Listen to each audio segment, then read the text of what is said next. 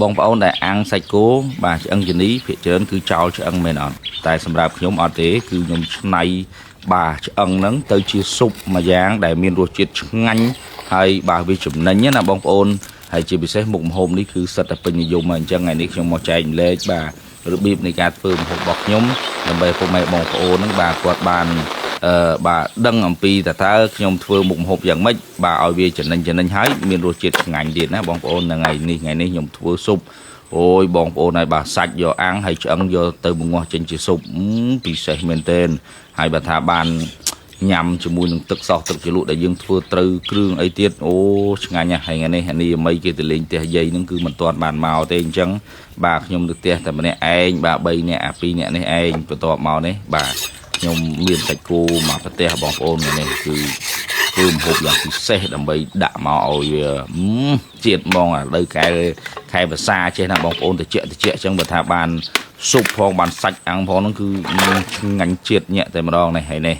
មកដល់គឺថាខ្ញុំចាប់ផ្ដើមពុះអូសកាត់អូសហ្នឹងហើយបកាត់ភ្លើងបាទដើម្បីនឹងធ្វើម្ហូបហេតុយើងនេះឯងហើយម្ហូបនេះយើងមានសាច់គោឆ្អឹងជំនីមកប្រទេសតែម្ដងបងប្អូនខ្ញុំទិញបានអ្នកភូមិនេះបាទគេកាប់គេធ្វើនេះបានមកប្រទេសមកគឺបាទចាប់ផ្ដើមយកមកឆ្អើនេះបងប្អូននេះបាទឆ្អើបាទឲ្យវាអស់រោមអស់អីចឹងបាទឆ្អើរឿងខ្លាំងតិចទៅបាទស្បែកវាហ្នឹងពេលខ្លះទៅបើយើងឆ្អើអត់ដល់ទេបាទអាចនៅរោមអាចនៅអីយើងពិបាកនេះបន្ទាប់មកគឺបាទយើងកោសយើងសម្អាតណែភាពខ្មៅភាពខ្លោចដែលយើងរោយើងឆ្អើចេញអស់ណាបាទបន្ទាប់មកគឺថាបានស្អាតហើយបងប្អូនអញ្ចឹងពេលដែលមកដល់ហ្នឹងគឺខ្ញុំបាទចាប់ដើមបកាត់ភ្លើងបាទដាំទឹកណា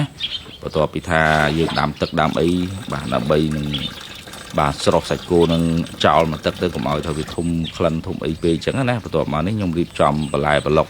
បាទគ្រឿងទេសយើងណាបាទមានដំឡូងមានការ៉ុតបាទមានចេថាវមានអីចឹងទៅបាទដើម្បីយើងនឹងធ្វើស៊ុបមួយមុខទៀតហើយនេះបាទទឹកពុះបងប្អូនបាទខ្ញុំយកសាច់គោនឹងមកជ្រលក់វាបាទយកមកស្រោះមកផ្ងំវាទុករយៈពេលមួយសំណំដែរណាបងប្អូនហើយបន្ទាប់មកខ្ញុំមកបាទធ្វើជាមួយនឹងគ្រឿងស៊ុបយើងបងប្អូនមានដំឡូងមានបាទខ្ទឹមបារាំងមានការ៉ុតមានអីចឹងទៅហើយសម្រាប់សាច់គោរបស់យើងហ្នឹងសម្រាប់ខ្ញុំគឺបាទស្រោះរៀងយូរគ្រាន់បន្តិចព្រោះពេលដែលខ្ញុំយកទៅអាំងណាបងប្អូនចឹងបើថាយើងអាំងបាទសាច់គោយើងវានៅស្វិតវានៅស្រស់ញញឹមពេកពេលខ្លះទៅយើងអាំងចំណាយពេលយូរអញ្ចឹងសម្រាប់ខ្ញុំនេះបាទសាច់គោគឺវាមិនងាយអស់ជាតិទេបងប្អូនទោះបីយើងផ្ងំវារៀងយូរបន្តិចប៉ុន្តែបាទរសជាតិវាគឺបាទនៅតែឆ្ងាញ់ទេព្រោះបាទយើងសាច់គោវារៀងស្វិតអញ្ចឹងហើយជាពិសេសគោស្រែចម្ការយើងវារៀងចាស់ទីណាបងប្អូនអញ្ចឹងបន្ទាប់ពីថាយើងបាទផ្ងំវារៀងក្រាន់ឆ្អិនបានថាជាខ្ទង់បាទ20%ចេះណាបងប្អូនបន្ទាប់មកខ្ញុំលើកឡើងនេះបងប្អូននេះវាមានសភាពបែបនេះឯងបន្ទាប់មកខ្ញុំចាប់ផ្ដើមវះយកនេះឆ្អឹងជំនីចេញណាព្រោះឆ្អឹងជំនីនេះភាគច្រើនអ្នកដែលគាត់អាំងសាច់គោគឺគាត់ក្លៀមមិនអស់ទេពេលខ្លះចោលនឹងឯងអញ្ចឹងរសជាតិបាទឆ្អឹងជំនីសាច់គោគឺនៅក្នុងអាជាតិឆ្អឹងនឹងឯងបងប្អូនណាបើថាជាតិអា collagen អាជាតិឆ្ងាញ់អាជាតិបើថាយើងធ្វើស៊ុបអីអ្នកដែលចូលចិត្តហូបស៊ុបដឹងហើយជក់ឡើងជប់តែម្ដងណាបងប្អូនជក់ឲ្យតួទៅអស់អញ្ចឹងហើយខ្ញុំនេះបាទបើថាចង់អាំងផងចង់ស៊ុបផងមានតែឆ្នៃវិធីនេះទេបាទបន្ទាប់ពីខ្ញុំបាទប៉លេះវាសាច់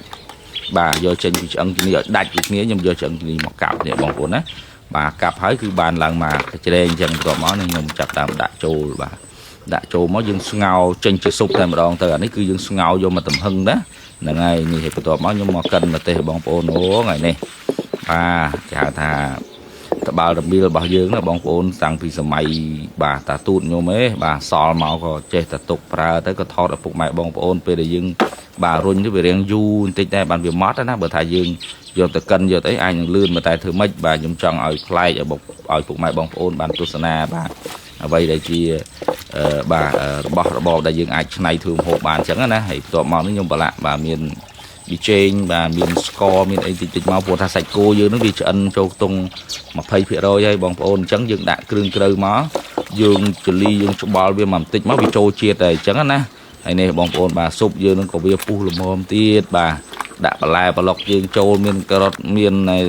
ខ្ទឹមបារាំងជាពិសេសនេះគឺគ្រាប់ឈូកដាក់ទៅគឺជាតិណាហើយនេះបងប្អូនសិតខ្មៅណាដាក់ច្រើនកាលណាគឺចំណេញហើយឆ្ងាញ់ពេលហ្នឹងឯងសិតខ្មៅនេះពេលខ្លះបាទញ៉ាំទៅនោះសាច់បានដែរហើយនេះបាទសាច់គោរបស់យើងគឺយើងប្រឡាក់ bà liệp ngòm tục hay chỉ đập ram như tì mốt ở vì trôi chết như bạn lo tụi máu cứ thay dương do mọ ăn bong ôn ăn dương miếng thực sâu thực ấy bà cho nuôi liệp và tham là bây giờ nè sạch cô dương mưa tới vừa lướp luôn tụi nó trong nhâm chắc á hay nè bà cưng tên nó cứ thay vì trôi sọc như bạn lo hay như bây giờ dương ăn thì dương ở tới trận này kê du đây bong ôn của thằng sạch cô dương nó cứ dương vô từ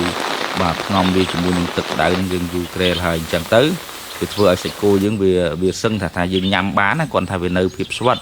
chẳng cứ dương vô mà ăn và tham là bây giờ chiết cái hạt chiết nguy để bị ăn giống là bong ôn này hay này ăn phơi màu và lược pro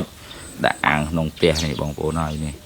vàตัวmàu dương đã bị trao của đọ phơi nó ấy hay nơi sau đây bị đai tịt chẳng dương mà mưa sụp dương mình đongตัวbị tháo bị pu lòng cái trôi gì hay ní bong ôn là ngày dương đã miền tương tê sụp trôi đượcตัวmàu này bà sạch cô dương cứ rồi dùng môi năng lượng ngô so bong ôn nè bà lược giờ màu đã lược trôi nhưng dây bị tha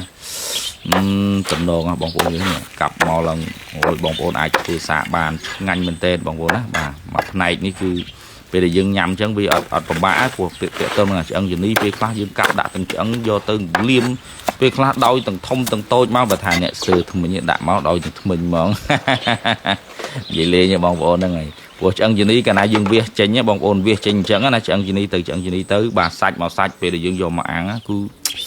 ngành hay sưu nhằm mình tên nè bong ôn cái đấy bây giờ dương cặp máu về từng tia trắng á ôi bong ôn này đã cho mọt cứ chết mình tên cho lụ mùi thực sau dương thừa riêng đất cương tây mười con ấy sợ từ vật luôn này ấy đi bong ôn đã cho mùi năng ngày nè bà xả bận cò sọc xe dương này ai bong ôn ơi mà thả bàn màu vina đấy đã mặc cao chẳng mò việc cầm đáy của dưới nữa là ngày mình nhiên đấy còn thà du dương đã mà keo đầm bay chùm nuôi sọc phiệp chùm nuôi này cái hai thà riêng cài dương đá nó bong ôn vui là say chứ nó là ngày này say sâu người chẳng đây hay này sạch dương này chịu lụ chùm nuôi này tức sau bà riêng ở đất tịnh chắc nó cứ thà triệt nè bong ôn ơi sầm rạp niệm mưa khả năng đừng ta liệp thực mọt tam nhiều mây này phù ta với tụm nôn hay ngành men mà mục đi ô bình chất đâu bong ôn bà nè đại miền cầm thi chụp chung mật hiệu phụ khương ấy phơi trái cứ chân nha bà sạch dương áng ăn dương ngào sụp bảo con bye bye